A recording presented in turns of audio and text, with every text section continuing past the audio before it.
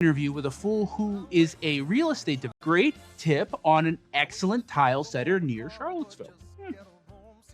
I mean, what I'm saying is if you see something, say something. If you'd like to participate, head on over to thefoolstory.fool.com where you can record a short video of yourself sharing your investing journey with us.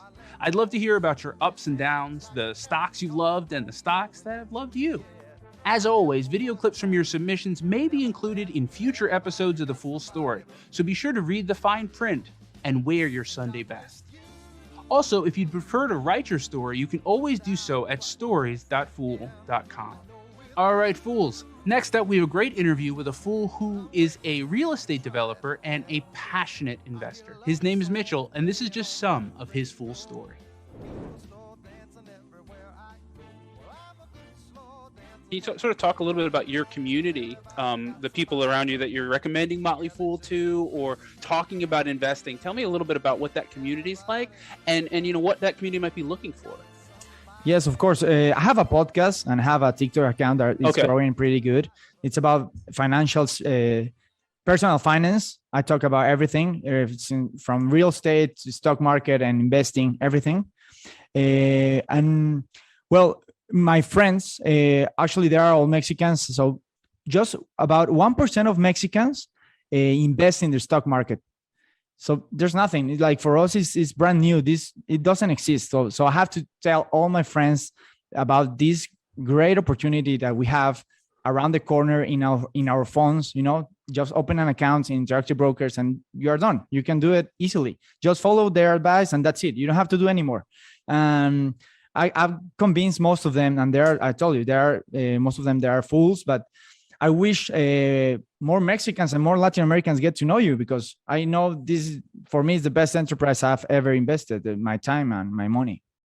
Yeah, wonderful. I love to hear that.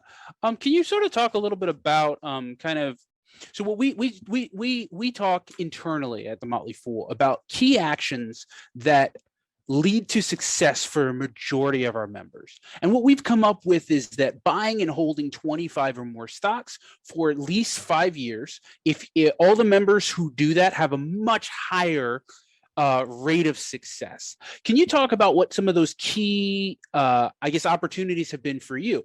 How many stocks do you currently own, and kind of how long you've been holding? Kind of talk me through your investing strategy holistically. What have you seen that you've done that sort of yielded good success for you?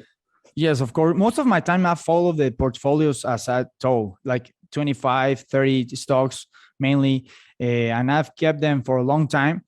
But when the portfolios change or you close them, so I have to change all my strategy, all my portfolios. So for example, when the time Jeff Fisher left and I was in the Motley Fool Pro, but suddenly I get to know Aaron Bosch in Alexandria. I've been twice to the Motley Fool events. So I got to know him, and I really like him that time that I knew him. He was really young, like me. So I like what his ideas and everything. And Emily Flippin also. So when they got the blast off, I went all in to the blast off 2019.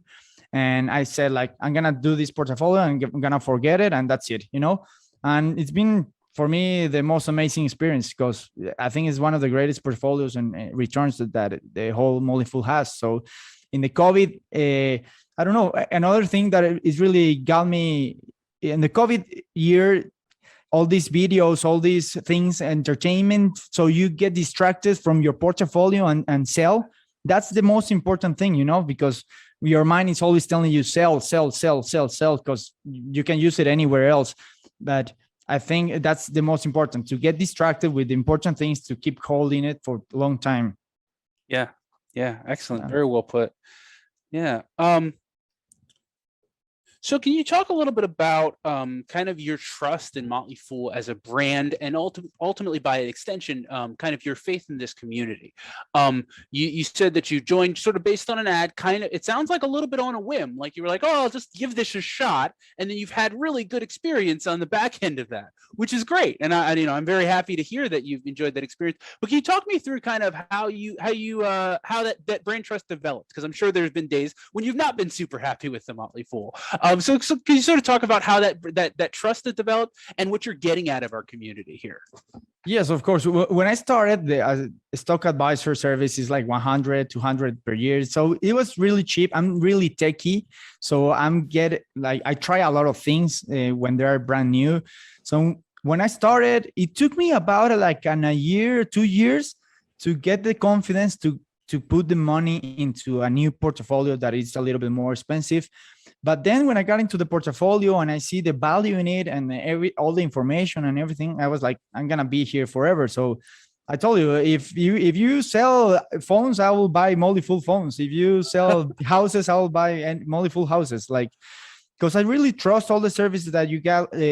Unfortunately for me, being in Mexico, I cannot enjoy most of the services. For example, the one in the real estate that I really like, because I'm a real estate developer. Mm-hmm. I mean, the venture capital, that I think there's huge opportunity over there. So that's how I started to get the confidence. And when I like the podcast for me that I hear daily from you, it was very important for me to get that confidence going.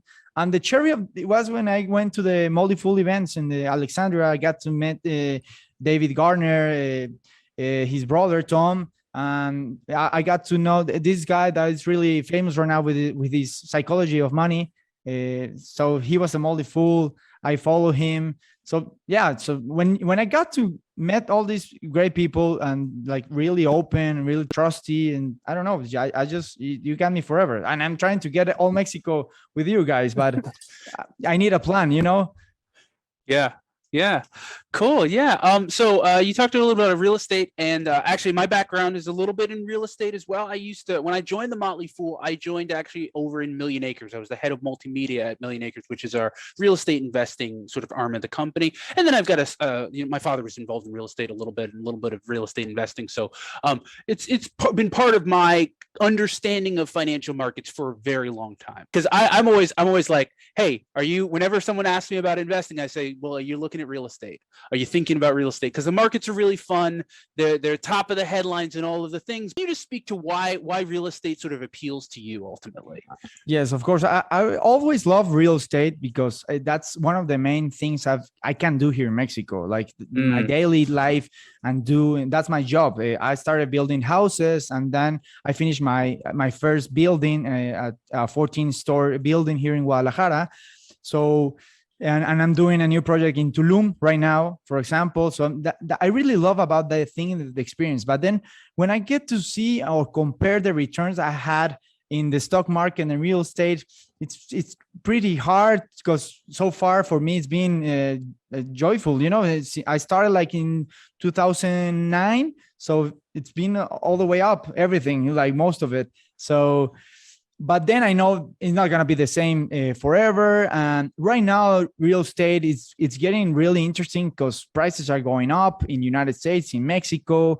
As I told you, the short-term rental, I think there are some pretty good cap rates over there. Like for here in Mexico, we're getting 12, 15, 18 cap rates. So that's huge for us. And compared to the other type of assets in real estate, offices, retail, and industrial, and everything.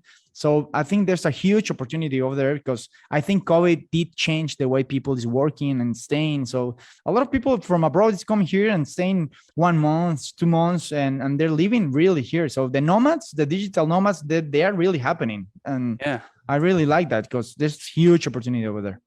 If you could sort of give yourself advice on day one, the first day when you're sort of getting involved in investing in the stock market, right? If you could have given yourself advice then, what would that be? What's something that like maybe you did then that like, oh, I wouldn't have done it that way now, or what? Give me a little bit of like the lessons you've learned. Well, my hardest lesson was to sell. I sold half of my position in Tesla. I got into Tesla in 2012. And I got in with options, with call options. So I got a lot of exposure to Tesla, but I got frightened because I didn't know what will happen. So the final advice, don't sell. But the thing is what you do to don't sell. It's like, for example, the things that work for me so far is I've talked with my spouse. So she's with me. So when I'm trying or thinking about selling, I talk with her before and she's backing me. So, hey, remember, don't sell, I'm only fool. So I try to get all my community, all my family around me. So when I'm hesitating about selling, they put me a break and I don't sell because it's so easy. You can do it in 1 minute. You can sell your whole portfolio in 1 minute right now. So I think that's one of the things that helped me a lot. I don't know what else I could. Well, maybe you know what else to put more money into the stock market, because in my portfolio, most of the time I kept like 20 or 30% in cash. It helped me out the last year because I could buy a lot of companies when the COVID downturn, but I think I would be better if I just buy everything since day one.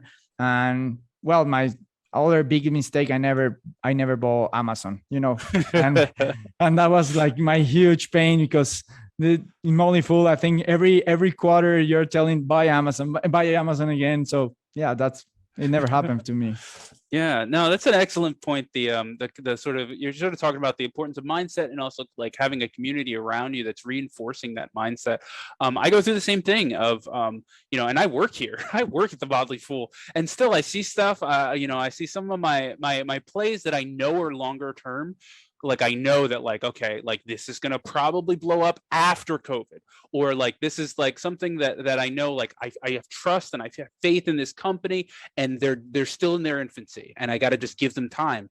And I every so often I go, maybe I'll just buy something else, and I won't go down that path. And my wife reminds me, she goes, what did Tom and David say? And and like, yeah, I can listen to Tom and David, but I also go, I'm not gonna not listen to my wife. Exactly. It's very easy. You will regret it forever.